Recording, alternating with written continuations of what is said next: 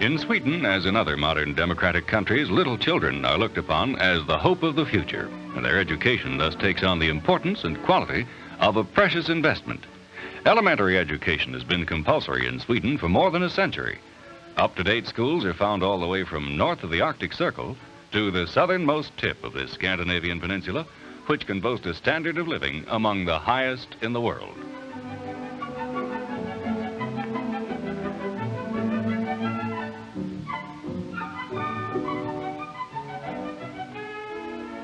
The long school day begins at 8 a.m., but the carefully planned routine will be broken up every hour for a short recess outdoors. Curtsies and bows are presented naturally and enthusiastically. Sweden's children are evidently not too modern for old-fashioned manners. Papier-mâché is in the making here. Children are early given the opportunity to develop any latent talent in the field of arts and crafts. If the child has any manual dexterity at all, he'll learn at a very young age what possibilities of fun, adventure, and even careers are open to him. The wise teacher sees her chance here to relate play with the workaday world. Sweden's most important natural resource is her forests, so lumber and paper products are big business. The children are not only learning by doing, but at the same time are made aware of the potentialities in so-called waste material.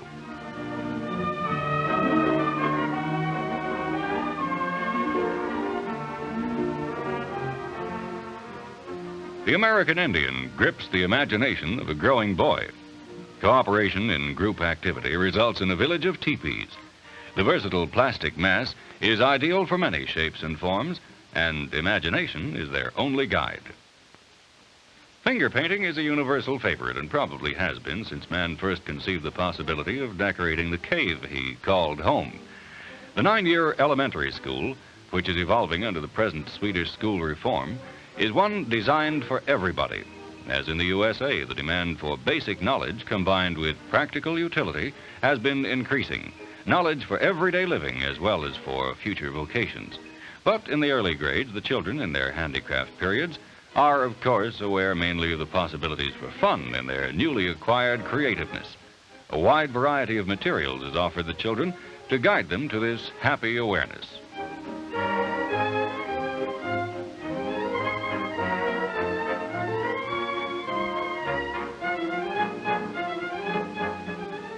Though handicrafts is an essential part of the curriculum, general education, of course, takes precedence. Every Swedish child must achieve high standards in the 3 R's, in history, geography, general science, and language. The study of English, for instance, is obligatory from the 5th year on.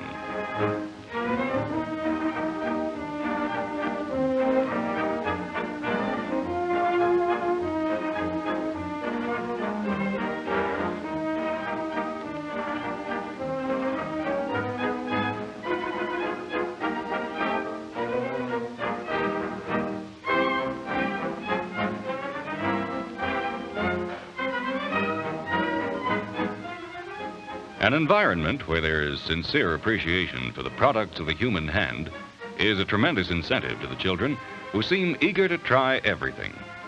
The first objects a child creates are strictly for fun or fancy, but gradually and naturally comes the desire to fashion something for practical use.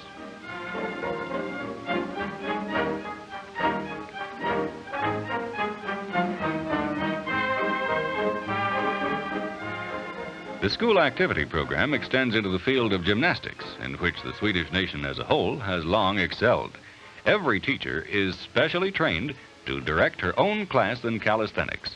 Coordination, balance, grace, and a keen sense of rhythm are the aims of this form of gymnastics, which also calls upon the creative talents once the child has mastered its basic principles. During the brief but frequent recess periods, the youngsters are free to exuberate in a typical noisy schoolyard.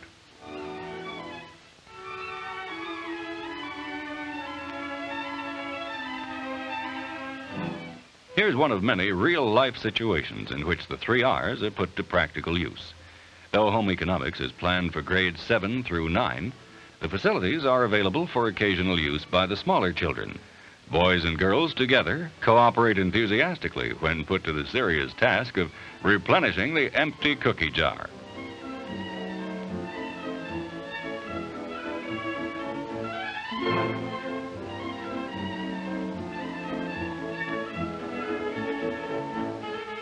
No sissy he, rolling out the dough is a delightful responsibility, while the actual baking is even more exciting than the mixing.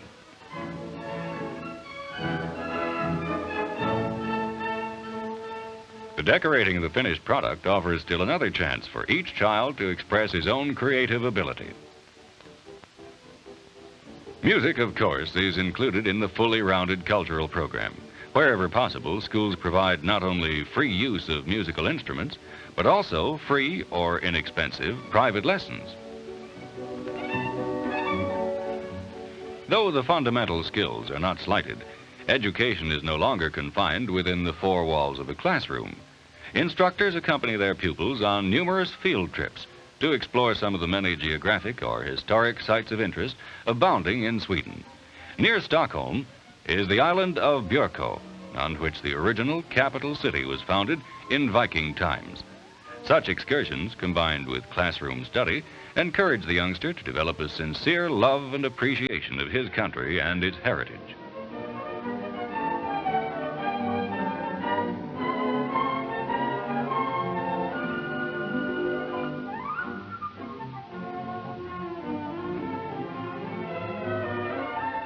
Back in school, there's always something new to anticipate, for the teacher attempts to relate a child's natural predilections to his classroom projects. For instance, if a boy loves birds, he's free in his handicraft hours to fashion a home for them.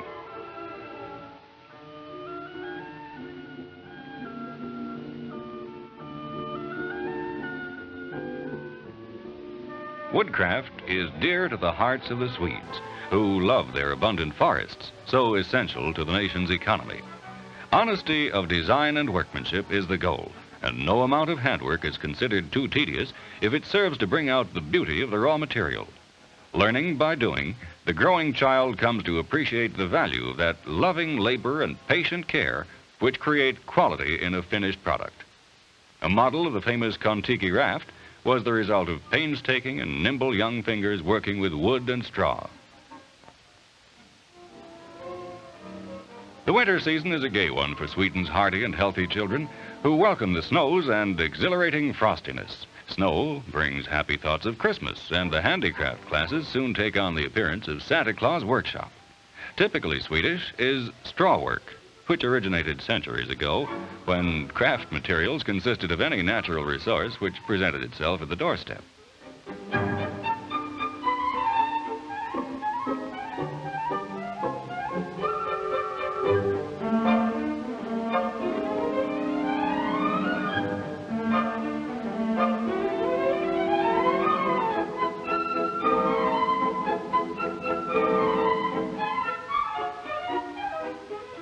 With 2 hours a week devoted to small handicrafts, there's plenty of time to introduce modern plastics, as well as the time-honored craft materials of wood, metal, paper, and straw.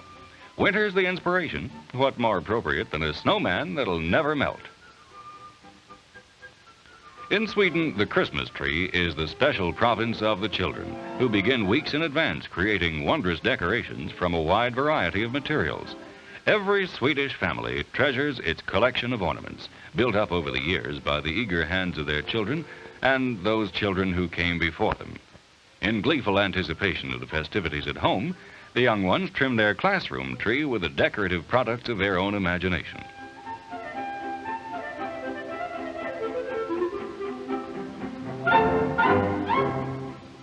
School's out. Oh, great day. Christmas vacation begins. Well, now's the time to try out their skill at winter sports. During the winter season, teachers often take their classes outdoors for an hour or so, encouraging all the children to gain proficiency in those sports so popular in countries where Old Man Winter lays a generous mantle of ice and snow over the hilly countryside.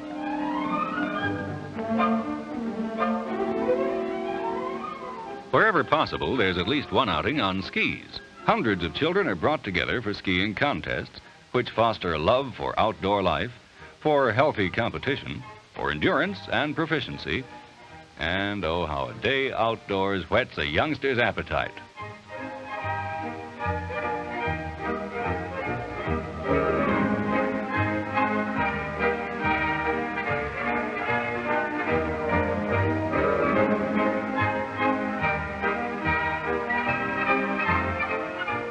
In the 7th school year, specialization begins, and students select those areas of study which appeal most strongly to them.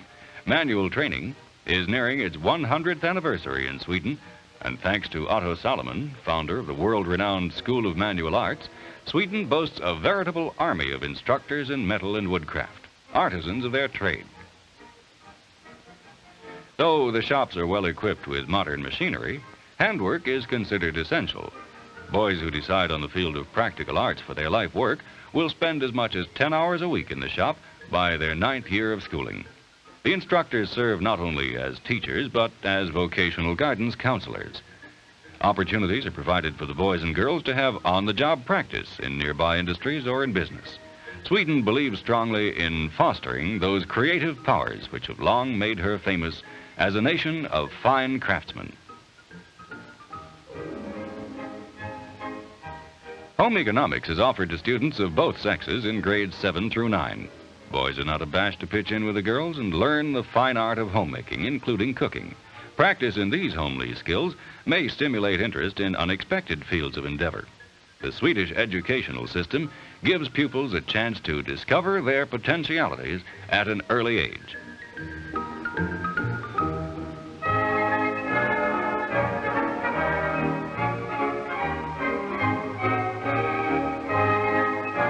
One school, for example, has opened a real post office and a general store where students have the opportunity to buy, sell, and manage the business just as they might be doing in future years. Pupils continue lines of specialization in the 9th school year. The goal may be the business world, the vocational field, or higher education, but typewriting is recognized as useful in any walk of life.